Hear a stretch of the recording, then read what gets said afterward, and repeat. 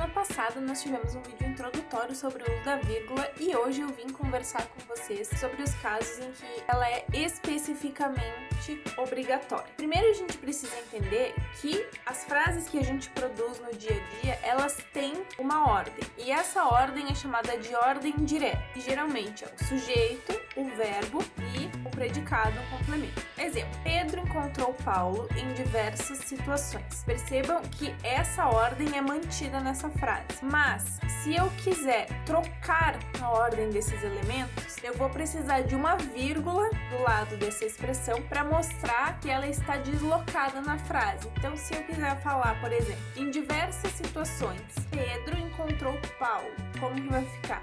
Em diversas situações, vírgula, Pedro encontrou Paulo. Então, agora, casos em que a vírgula é obrigatória. Primeiro, para separar, para fazer uma enumeração de diversos elementos. Exemplo, estudei português, matemática e psicologia. Para separar estes elementos, eu vou usar a vírgula. Como eu falei anteriormente, quando a gente quiser isolar algum termo em que a gente vai passar ele para o início da frase e que a posição normal dele na ordem direta seria lá no final da frase. Exemplo, no inverno, a cigarra morre de frio e de fome.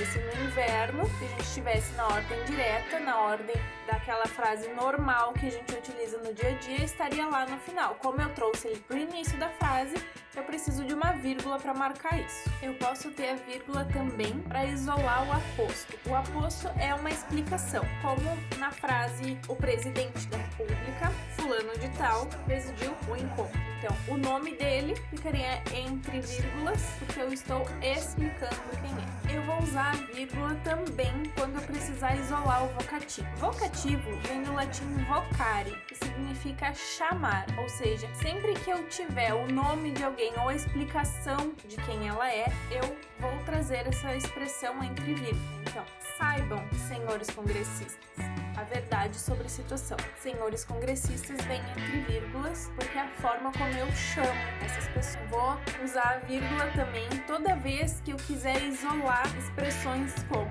isto é, por exemplo, e ou seja.